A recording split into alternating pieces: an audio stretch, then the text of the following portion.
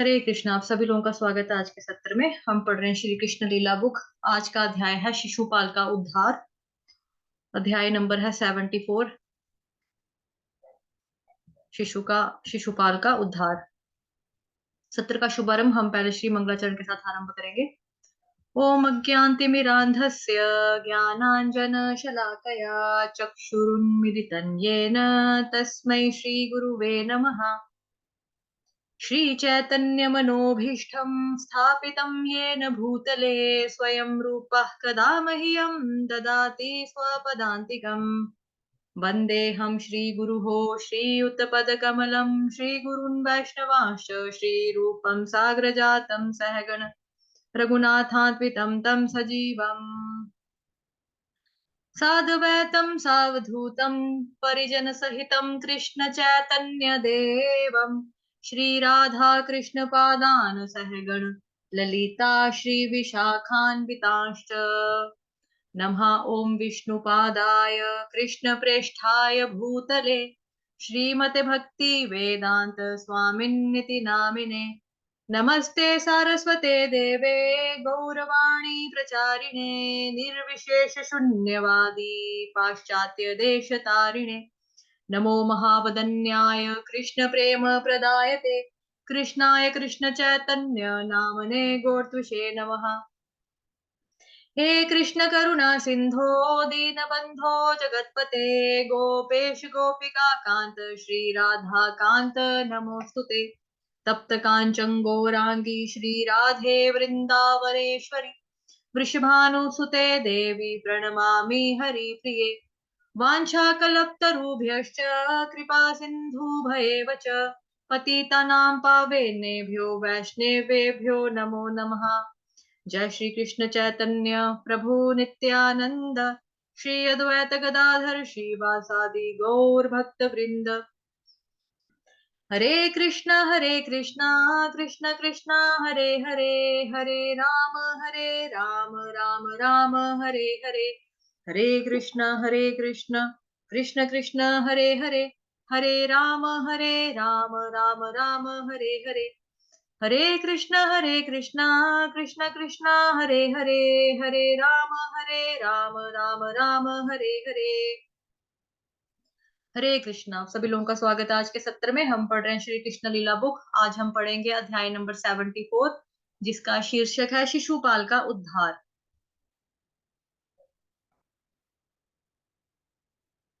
जरासंध की घटना का विवरण सुनने के पश्चात महाराज युधिष्ठिर अत्यंत प्रसन्न हुए तथा उन्होंने इस प्रकार कहना आरंभ किया। मेरे प्रिय कृष्ण, आनंद एवं ज्ञान के हे शाश्वत स्वरूप श्री ब्रह्मा, श्री शिव एवं राजा इंद्र सहित इस भौतिक जगत के कार्यकलापों के उच्च निर्देशक भी आपसे आदेश पाकर उसे संपन्न करने के लिए उत्सुक रहते हैं। और जब भी वे सौभाग्यवश ऐसे आदेश पाते हैं वे तत्काल ही उन्हें ग्रहण करके अपने हृदय में अवस्थित करते हैं।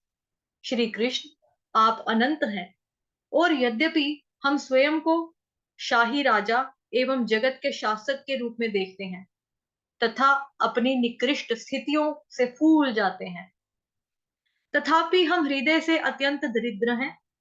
वास्तव में हम आपके द्वारा दंडित करने के योग्य हैं, परंतु अद्भुत बात तो यह है कि हमें दंडित करने के स्थान पर आप हमारे आदेशों को उदारता एवं दयालता पूर्वक ग्रहण करते हैं और उनका उचित ढंग से पालन करते हैं। आप किसी नाटकीय कलाकार की ही भांति इन क्रियाओं को निभा रहे हैं।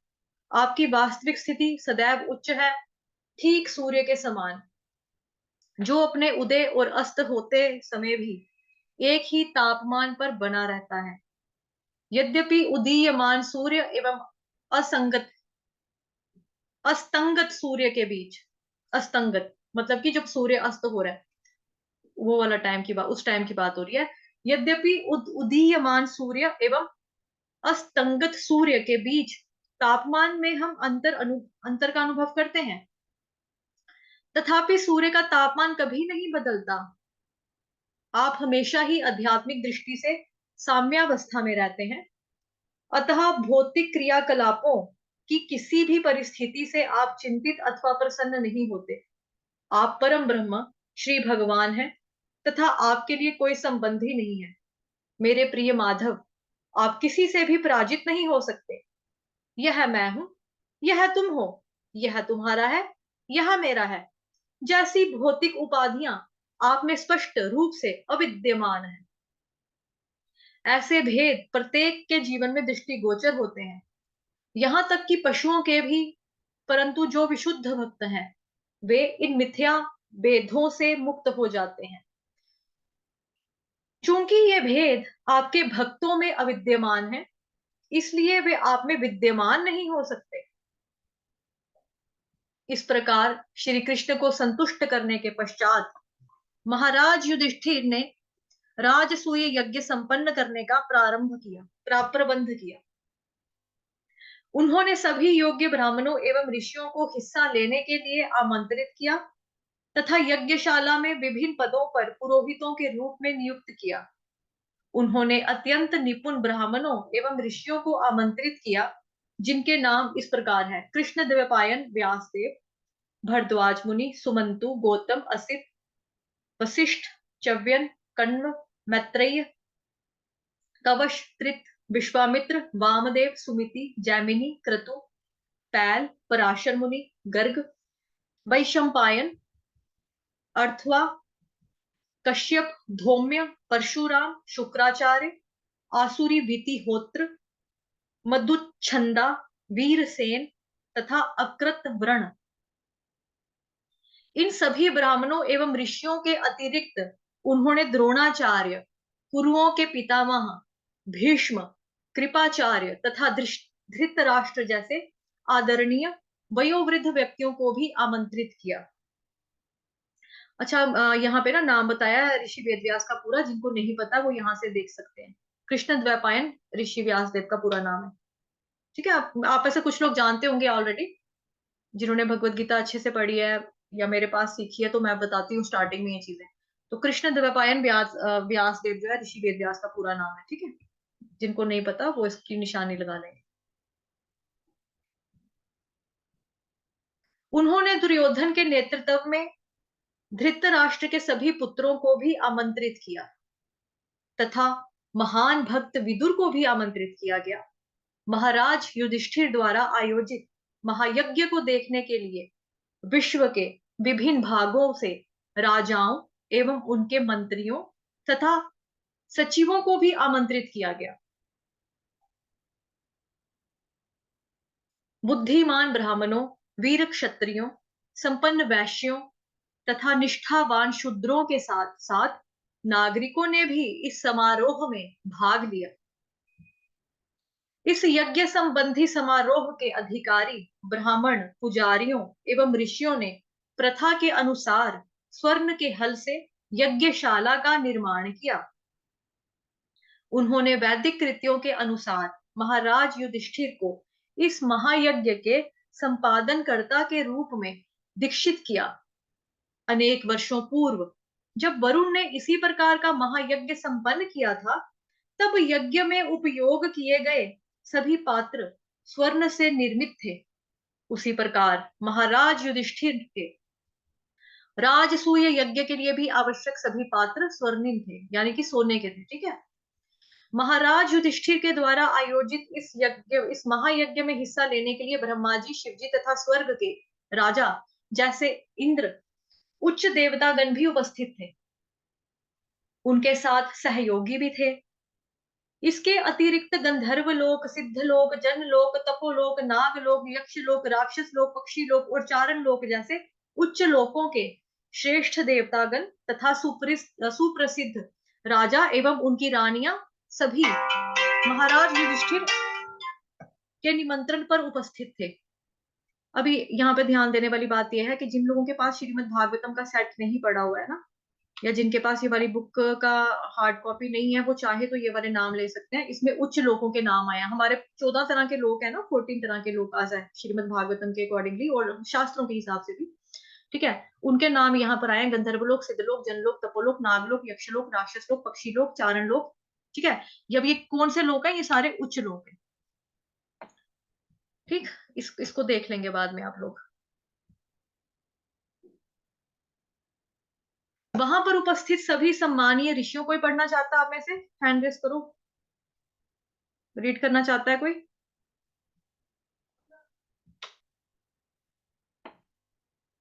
किसी को पढ़ना है तो हैंड रेस करो। मेरी आवाज आ रही है आप तक? आ रही है माता जी, हरे कृष्णा। हरे कृष्ण माता जी। कोई पढ़ना चाहता है? वहां पर उपस्थित सभी सम्माननीय ऋषियों, राजाओं तथा देवताओं ने सर्वसम्मति से स्वीकार किया कि राजसूय महायज्ञ को करने की जिम्मेदारी संभालने के लिए वे पूर्ण रूपेण सक्षम थे। इस तथ्य के विषय में असहमति रखने वाला व्यक्ति एक भी नहीं था। वे सभी महाराज युधिष्ठिर की स्थिति को पूर्ण रूप से जानते थे, क्योंकि वे श्री कृष्ण के एक महान भक्त थे तथा उनके लिए कोई भी उपलब्धि असाधारण नहीं थी। गुणी ब्राह्मणों एवं पुजारियों ने इस बात का ध्यान रखा कि महाराज युधिष्ठिर द्वारा आयोजित महायज्ञ का संपादन ठीक उसी प्रकार हो जिस प्रकार पूर्व युगों में वरुण देवता के द्वारा हुआ था। वैदिक पद्धति के अनुसार जब भी यज्ञ के लिए व्यवस्था की जाती है तो यज्ञ में भाग लेने वाले सदस्यों को सोम नामक पौधे का रस पिलाया जाता है। अभी इस पे ध्यान देने वाली ये बात ये है कि आपको याद होगा कुछ 1 डेढ़ महीना पहले एक मेरे को मैसेज आया था कि श्रीमद् भगवत गीता में लिखा हुआ है कि जो व्यक्ति इस सोम रस का पान करता है, तो सोम रस का पान उनके हिसाब से था, सोम का मतलब होता है शराब, ठीक है। लेकिन वेदों के हिसाब से वेदों में शराब जैसी कोई कभी चीज थी ही नहीं। ऐसा वेदों में जो बताया जाता है सोमरस, ये एक तरह का एनर्जी ड्रिंक होता है जिसको भक्त लोग पीते हैं। पीने के बाद वो एनर्जी फील करते हैं और उसके बाद क्या करते हैं, भक्ति में ही लगते हैं। अपनी एनर्जी को, जैसे हम लोग क्या करते हैं, जैसे हमको कमजोरी लगती है हम लोग जूस पीते हैं, है ना। फलों का जूस पी लेंगे, मैंगो का तो चलो शेक होता है, या क्या बोलेंगे, ऑरेंज जूस पी लेंगे, मौसम्बी का पी लेंगे, एप्पल का जूस पियेंगे, अनार का पियेंगे, तो हमको ताकत मिलती है इससे। ऐसे ही सोम प्रकार का जो सोम पौधा है, एक बेसिकली ये प्लांट है। इसको, इसकी पत्तियों को पीस कर दूध के साथ ऐसे करके पिलाया जाता था। तो सोम रस को निकालने के दिन महाराज युधिष्ठिर ने एक विशेष पुरोहित का आदर पूर्वक स्वागत किया, जिसे यज्ञ संबंधी विधियों की औपचारिक गलतियों को खोज निकालने में संलग्न किया गया।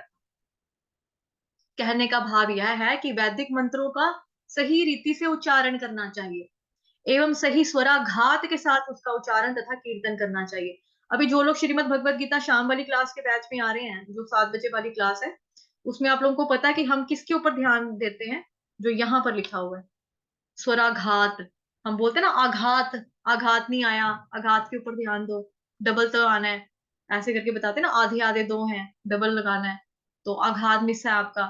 और दूसरी बात, हम क्या किसके पे ध्यान देते हैं, उच्चारण के ऊपर ध्यान देते हैं। तो वेदों में जितने भी मंत्रास है ना, अगर आपको उसका उच्चारण करना नहीं आता है तो उसके लिए मनाही ही की जाती है, बिकॉज उसमें क्या होता है, त्रुटि हो जाती है। तो त्रुटि से जो चीज आप कर रहे हो, जिस चीज के लिए आप प्रसन्नता के लिए जो चीज कार्य कर रहे हो, वो चीज फूलती फूलती नहीं है, फिर उसका प्रभाव नहीं होता। बिकॉज देखो ना, आपका नाम, आप में से अगर किसी का नाम है सोनू, मतलब मेरा ही नाम सोनू है, ठीक है, तो उसको कोई मोनू या टोनू कह के बुलाए तो उसको उसको क्या पता, उसका ना उसको अच्छा लगेगा? सोनू को मोनू टोनू कर दो तो, है ना, खुशबू को खुशबू कर दो तो, या बसबू कर दो तो नाम, मतलब उसमें बेसिकली कहने का भाव क्या है, उच्चारण जो है एक इंसान का वो स्पष्ट होना चाहिए, कब, जब आप मंत्रों का उच्चारण करते हो। तो यहाँ पर खास तौर पे बताया जा रहा है वैदिक मंत्रों का सही रीति से उच्चारण किया जाना चाहिए, उसके लिए कि कोई गलत तो नहीं कर रहा, कोई त्रुटि निकालने के लिए उन्होंने आगे एक्सपर्ट लोग बिठाए हुए थे कि देखो कि वेदों का सही तरीके से उच्चारण भी कर रहे हैं कि नहीं कर रहे हैं, आघात प्रॉपर यूज कर रहे हैं कि नहीं कर रहे हैं, कीर्तन वगैरह सही सही से कर रहे हैं कि नहीं कर रहे हैं। तो ये पुराना एक तरह का प्रोसेस था, प्रणाली था। आजकल तो संस्कृत का ज्ञान नहीं है लोगों को, बट उस समय पे बहुत था ऐसा। यदि इस कार्य में रत पुरोहित कोई गलती करता है तो जांच करता एवं निर्णायक पुरोहित उसकी विधि में सुधार करते हैं। इस प्रकार कर्मकांडी कृत्यों को सही रीति से संपन्न किया जाता है। जब तक उन्हें ठीक ढंग से संपन्न नहीं किया जाता तब तक कोई यज्ञ आवश्यक परिणाम उत्पन्न नहीं कर सकता, फल ही नहीं मिलेगा। इस कलयुग में ऐसा जानकर ब्राह्मण अथवा पुरोहित उपलब्ध नहीं है, अतएव ऐसे सभी यज्ञों पर प्रतिबंध लगाया गया है। शास्त्रों के संस्तुत एकमात्र यज्ञ हरे कृष्ण कृष्ण कृष्ण हरे हरे, हरे राम राम राम हरे हरे महामंत्र का जाप है। तो यहाँ पे आपको दूसरी जो सीखने लायक बात है ये है कि आप देख रहे होंगे यहाँ पर कि जो बात मैंने बताई वही दोबारा से मैं एक्सप्लेन करी छोटी सी लाइन में, क्योंकि कुछ लोग अभी जस्ट एंट्री किया उन लोगों ने, कि जब हम वेदों का उच्चारण करते हैं ना, वेदों के मंत्रास का उच्चारण करते हैं, तो उच्चारण एकदम स्पष्ट होना चाहिए आपका। प्रॉपर आपको आघात का इस्तेमाल कहाँ पे करना है वो करना आना चाहिए। क्योंकि वेदों का जो होता है, वेदों का जो कार्य है वो हम किसके लिए करते हैं, वेदों में जितने भी मंत्र ये बताया गया बेसिकली वो है कर्म कांड। और हम लोग कृष्ण भगवान के भक्त हैं, ठीक है, हम लोग श्रीमद् भगवत गीता को फॉलो करते हैं, श्रीमद् भागवतम को पढ़ते हैं, चैतन्य चरितामृत को पढ़ते हैं। तो हम लोगों को क्या बताया जाता है कि जो भी कर्म करना है, कर्म तो नो डाउट कि अच्छा ही कर्म करना है, लेकिन अच्छे कर्म से ये नहीं करना कि मैंने इस अंकल को प्यास लगी थी, पानी पिलाया था, गर्मी थी ना, तो बस मुझे भगवान जी इसका फल चाहिए। मैंने एक गरीब को रोटी खिला दी थी ना, वो बेचारा बड़ा भूखा था, उसको मैंने खाना खिलाया था ना, भगवान जी मुझे उसका फल चाहिए। हमें ऐसी चीजें नहीं करनी। हमें अगर कोई भी काम करना है, बुरा जो देखो, जो व्यक्ति होगा कृष्ण भावना भावित व्यक्ति होगा, वो बुरा काम नहीं करेगा, पाप नहीं करेगा, अच्छा ही काम करेगा, पुण्य करेगा, लेकिन अपने कर्मों को भगवान को समर्पित कर देगा कि श्री कृष्ण अर्पण, मैंने ये जो कार्य किया कृष्ण भगवान की प्रसन्नता के लिए किया। तो इस तरह से क्या होता है, वो कर्मा के रिएक्शन में नहीं फंसता, कर्म के बंधन में नहीं पड़ता, ना ही उसको कर्म का रिएक्शन लगेगा, क्योंकि फल तो उसने भगवान जी को अर्पित कर दिए, है ना। तो दैट मीन्स कि अच्छा अच्छा काम ही करेगा, बुरा काम तो नहीं करेगा। अच्छा काम करके भगवान जी को फल अर्पित करेगा उसके, तो उससे वो कर्म के बंधन में नहीं बंधेगा। लेकिन जबकि जो वेदों में मंत्रास होते हैं वो कर्म कांडी व्यक्तियों के लिए होते हैं, जो कि कहते हैं ये करोगे चलो विष्णु भगवान को प्रसन्न कर दिया, चलो ठीक है, अब आपके घर में सुख समृद्धि धन संपत्ति की कोई कमी नहीं होगी। तो जो आरती में गाते हैं, सुख संपत्ति घर आवे, कष्ट मिटे तन का, ओम जय जगदीश हरे। तो उसके लिए क्या होगा कि मानो कि आपको सुख संपत्ति इस जीवन में नहीं मिली, फिर भगवान कहेंगे बेचारा हमेशा आरती गाता था, सुख संपत्ति घर आवे, सुख संपत्ति घर आवे, इसको इस जन्म में तो नहीं भोग पाया, चलो मैं इसको दोबारा जन्म देता हूँ ताकि ये सुख संपत्ति भोग सके। तो सुख संपत्ति भोगने के लिए हमें क्या होता है, दोबारा से एक योनि में जन्म लेना पड़ता है। अब वो भी डिपेंड करता है कि हमारे कर्म कितने अच्छे थे। अगर तुम्हारे कर्म अच्छे होंगे तो हमको मनुष्य का शरीर मिलेगा। अगर आपके कर्म जो है वो गंदे रहे, बुरे हुए, तो फिर आपको निम्न योनि में भी जन्म लेना पड़ेगा। तो यहाँ पे वेदों के बीच में फर्क है ये कि मतलब जो भी चीज की जाती है देवी देवताओं की प्रसन्नता के लिए की जाती है, बिकॉज जो भगवान की भक्ति नहीं करते हैं, जिनको भौतिक लाभ की चाहत होती है कि हमको फटाफट मिल जाए, जिनको पेशेंस नहीं होती, जिनको फटाफट चीज चाहिए, जिनको लालच होता है, जिनको स्वार्थ होता है, वो लोग देवी देवताओं की शरण में चले जाते हैं, जैसा कि श्रीमद् भगवत गीता में हम लोगों ने पढ़ा हुआ अच्छे से डीप वे में। 7 चैप्टर में पढ़ा है, 14 चैप्टर में पढ़ा है, 9 चैप्टर में भी पढ़ा है इसके बारे में, है ना। और मतलब गुणों के बारे में भी आता है और इनके बारे में भी आता है। तो जहां पर बताई जा रही है, यहाँ पर जो विधि बताई जा रही है मंत्रास की उच्चारण करने की, वेदों की बताई गई है। वेदों में आपको देवी देवताओं की प्रसन्नता के लिए मंत्रों का उच्चारण शुद्ध होना चाहिए। प्लस वो चीजें क्यों करते हैं, फल के लिए करते हैं। क्योंकि देखो यहाँ पे दूसरी बात क्या लिखी है, जब तक उन्हें ठीक से संपन्न नहीं किया जाता तब तक कोई यज्ञ परिणाम उत्पन्न नहीं कर सकता, आपको फल ही नहीं मिलेगा ना फिर। क्योंकि ये देवी देवताओं की प्रसन्नता के लिए हो रहा है, कर्म कांड के लिए हो रहा है ये चीज जो हो रही है। तो अगर आपने मानो कुछ किया कि मेरे को बेटा हो जाए पैदा, या मेरे बच्चे की शादी हो जाए, या मैं अमीर हो जाऊं, मेरा कर्जा उतर जाए, या मेरे को मेरा घर खुद का बन जाए, किसी भी XYZ कोई भी रीजन हो, भौतिक रीजन कोई भी रहा हो, उसका आपको फल नहीं मिलेगा फिर। क्यों? क्योंकि आपने वेदास के मंत्र पढ़ने में, उच्चारण करने में, पढ़ने में आपने गलती कर दी। जबकि इसका अपोजिट क्या है, जब हम श्रीमद् भगवत गीता का उच्चारण करते हैं तो उसमें हमको मतलब कि जैसा कि आप सभी जानते हैं कि हम लोग इस्कॉन वाले हैं, तो उसमें हमको मतलब कि बोला जाता है कि अगर मंत्र नहीं भी पढ़ने आते, मतलब श्लोक नहीं पढ़ने आते, तो कोई बात नहीं, भगवान माफ कर देते हैं। आपको क्या करना है, जस्ट ट्राई करनी है, या फिर अगर टोटली जीरो हो, आप बिल्कुल ही नहीं पढ़ सकते श्लोकास को, आप सिर्फ तात्पर्य पढ़ लो और भावार्थ पढ़ लो, that's okay too, that's fine too, Kalyug में। लेकिन कलयुग में शास्त्रों में और जितने भी चीज हैं उसमें, हाँ, क्या बताया गया कि मंत्र का जाप करना बताया गया। कौन से मंत्र का जाप करना बताया गया? हरे कृष्ण कृष्ण कृष्ण हरे हरे, हरे राम राम राम हरे हरे। ये मंत्र नहीं है, ये महामंत्र है। महामंत्र का जाप जो है ये करना बताया गया है। जितने भी शास्त्र आप उठा लो उसमें यही मिलेगा कि कलयुग में जीवन जीव ये जो है जीवात्मा, ठीक है? जितने भी मतलब जीवात्माएँ हैं, इनका उद्धार अगर होगा कलयुग में, तो हरे कृष्ण महामंत्र के द्वारा ही पॉसिबल है, अदरवाइज़ ये पॉसिबल नहीं है, ये चीज़ करना।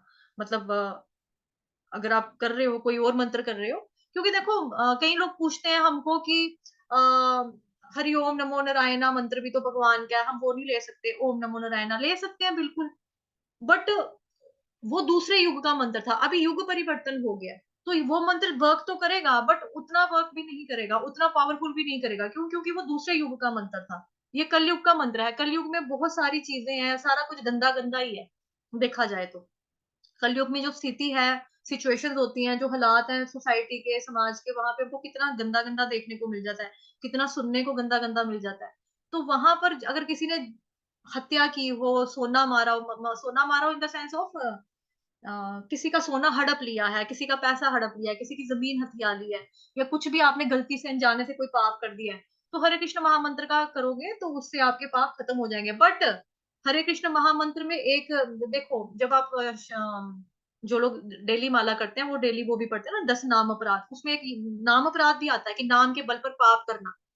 जो मैंने चीज़ बोली उसको ध्यान में रखना, नाम के बल पर पाप नहीं करना है, कि हाँ, माताजी ने बोला था, कीड़े-कूड़े भी मारे होंगे, फलाना भी मारा होगा, चोरी भी की होगी तो माफ़ हो जाएगा। तो वहाँ से चोरियाँ करते रहो, वहाँ से कीड़े प मकोड़े मारते रहो, वहाँ से हरे कृष्ण की माला कर लो। अच्छा आज मैंने बेगौंस-परे मार दी थी, चलो 2 माला एक्स्ट्रा कर लेती हूँ। ना, ना, वो हरे कृष्ण महामंत्र का हो गया एक तरह का कि नाम के बल पर पाप करना। नाम के बल पर पाप करने से बचना है हमको। वो होता है कि जब तक आप अनजान थे, अब आपने मंत्र करना शुरू कर दिया, महामंत्र का जाप कर रहे हो, तो जो आपकी पहली गलतियाँ हुई हैं, वो माफ़ हो जाती हैं। बट शास्त्रों में इस चीज़ को बोला जाता है हाथी स्नान, कि आपने गलती की, अब मान लो एक चोर था, उसने चोरी की, जिन्होंने उपदेशामृत पढ़ी है, उनको पता होगा फर्स्ट श्लोकाज़ में ही आ जाता है। इसका उपदेशामृत में प्रभुपाद जी लिखते हैं, हाथी स्नान के बारे में बताते हैं, कि उसमें क्या होता है कि हाथी पहले नहाता है, नहाने के बाद साफ-सूफ हुआ, उसके बाद वापस ज़मीन पे आया, ज़मीन पे आने के बाद मिट्टी पे लोट-पोट हो गया। मिट्टी के ऊपर आके लोट-पोट हुआ, अपने शरीर पे वापस रेत-मिट्टी मल ली। तो ऐसे स्नान का क्या फ़ायदा?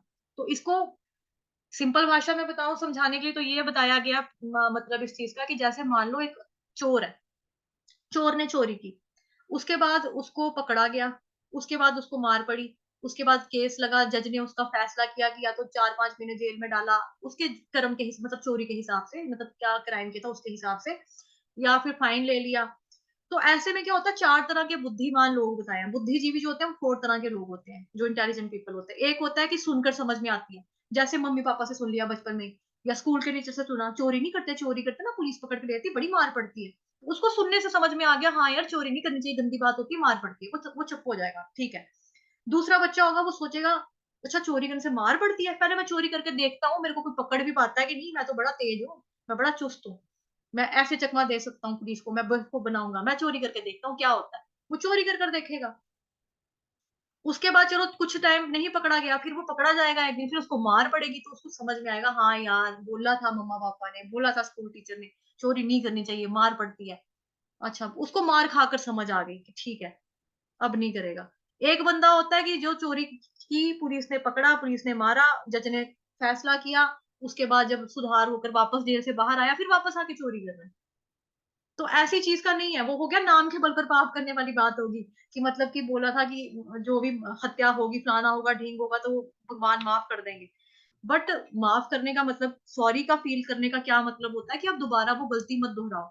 अगर दोबारा गलती दोहरा रहे हैं, उधर से सॉरी बोली जा रहे हैं, उधर से मारी जा रहे हैं, उधर से सॉरी बोली जा रहे हैं, उधर से मारी जा रही है। तो उसको हाथी स्नान कहा गया शास्त्रों में। ओके, प्रभु जी का मैसेज आया है। माताजी मॉस्किटो का क्या करें? इसको तो मारना ही पड़ता है। प्रभु जी आप घर की सफाई रख सकते हैं ना? सफाई रख सकते हैं, उससे क्या होगा ये पनपेंगे ही नहीं। ये मतलब कि वेस्टेज मटीरियल पे आएगा, अगर आपने डस्टबिन का कूड़ा जो है मतलब डस्टबिन अपने पास रखा हुआ है, नंगा पड़ा हुआ है या जो भी आप खाना किचन में बना रहे हो, खा रहे हो, सिंक है, सिंक गंदी पड़ी हुई है, तो ऑब्वियसली मच्छरों का आना-जाना शुरू हो जाएगा या फिर आपके जो पेड़-पौधे हैं, वहाँ पे मच्छरों का आना-जाना शुरू हो जाता है। उसके लिए चीज़ें होती हैं, एक तो धुआँ सॉर्ट ऑफ होता है, उसकी मुश्क से दो लोग दौड़ जाते हैं, मरते नहीं है, ऐसे ही दौड़ जाते हैं, दूर-दूर चले जाते हैं। और कुछ होता है कि वो होता है अ, मच्छर के लिए अपने आप को क्रीम लगा सकते हो आप। आती ना, मेरे को नाम याद नहीं आ रहा है, किसी को याद है वो जो मच्छर मच्छर हमको ना काटे उसको लगाने वाली क्रीम होती है, किसी को पता है वो नाम? तो प्लीज चैट बॉक्स में लिख दो या अपने आप को म्यूट करके बता दो या हैंड रेस कर दो। पता है किसी को? आती है ना मॉस्किटो, हमको ना काटे तो उसके लिए क्रीम आती है, वो क्रीम मल सकते हैं हम अपने स्किन के ऊपर और पोछा लगा सकते हैं अच्छे से, मतलब कि घर में साफ सफाई रखेंगे तो फिर नहीं आते हैं। या फिर वो होता है चूना होता है जो आप देखते हो जब कोई फंक्शन होता है या किसी मिनिस्टर ने आना होता है तो सड़कों के दोनों तरफ चूना चूना पड़ा होता है व्हाइट कलर का, उससे भी मृत्यु नहीं होती है उससे, बट ये देखकर दौड़ जाते हैं। जैसे कीड़ी होती है या कॉकरोच होता है उसके लिए लक्ष्मण रेखा लोग लाते हैं घर पे, लक्ष्मण रेखा लगाई तो उसके बाद वो टॉप टाप नहीं सकते, क्रॉस नहीं कर सकते उस लाइन को। तो ऐसे ही चीज होती है चूना, उसको ये क्रॉस नहीं करेंगे तो आप तक नहीं पहुंचेंगे। हाँ, ओडोमॉस क्रीम, हाँ माता जी सही बोला, ओडोमॉस क्रीम, तो ये लगा सकते हैं। ठीक है, आप में से कोई पढ़ेगा? मैं फिर पता है बहुत ज्यादा गहराई में चली जाती हूँ, कोई रीड करे तो अच्छी बात है। कोई माता जी पढ़ना चाहेंगे या प्रभु जी? मानसी माता जी पढ़ोगे?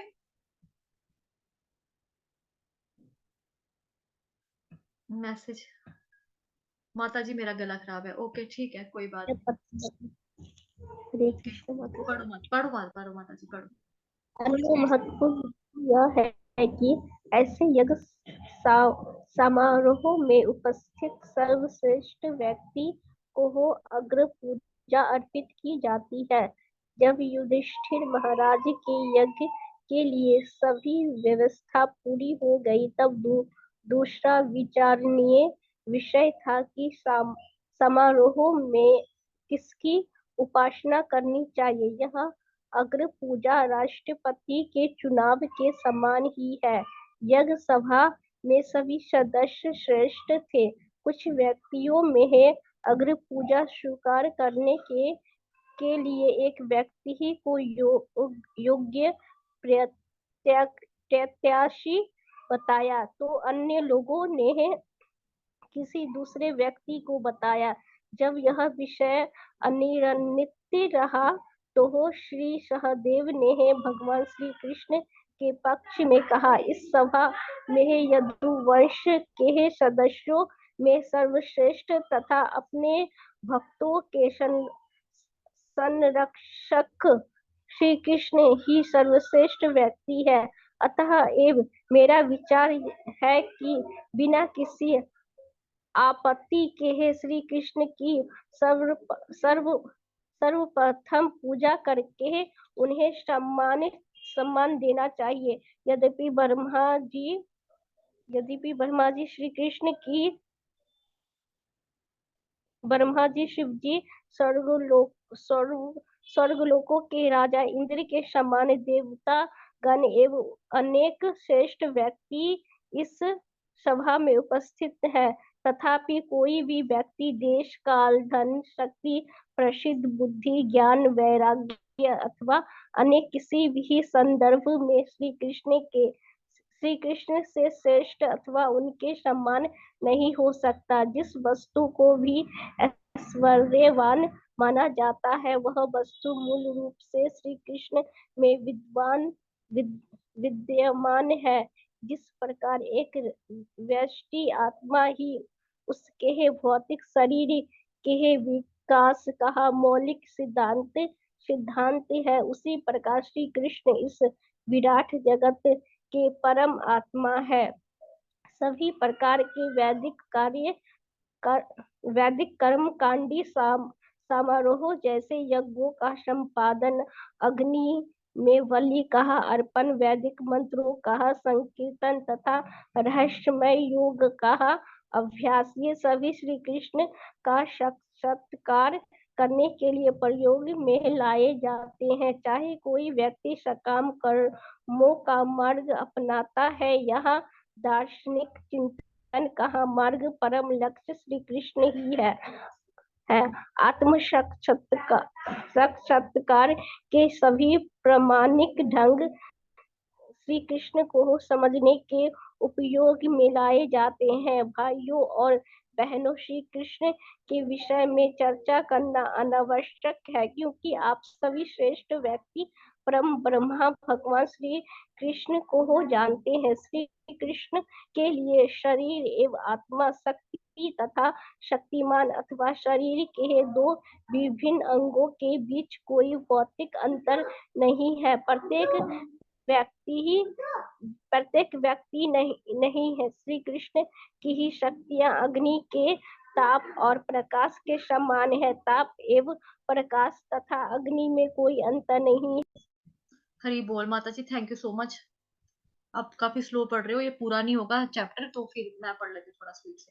इसके अतिरिक्त अपने शरीर के किसी भी अंग से वे कोई भी कार्य कर सकते हैं। हम अपने शरीर के विशेष अंग से एक ही कार्य कर सकते हैं, परंतु भगवान श्री कृष्ण अपने शरीर के किसी भी अंग से कोई भी कार्य कर सकते हैं। उनका दिव्य शरीर सनातन आनंद एवं ज्ञान से परिपूर्ण है, अतएव उनको 6 प्रकार के भौतिक परिवर्तनों, जन्म, अस्तित्व, विकास, सकाम, कर्म, क्षरण और अंत में विनाश को नहीं झेलना पड़ता।